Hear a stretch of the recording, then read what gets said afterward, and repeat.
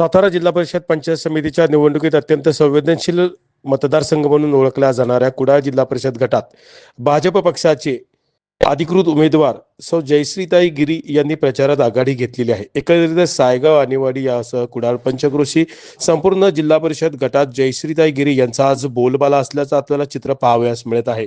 एकंदरीतच जागोजागी प्रचार सभा, त्याचबरोबर रॅली, रोड शो या सगळ्या प्रचार यंत्रणेमध्ये जयश्रीताई गिरी यांनी आघाडी घेतली असल्याचे चित्र आपल्याला पाहावयास मिळत आहे।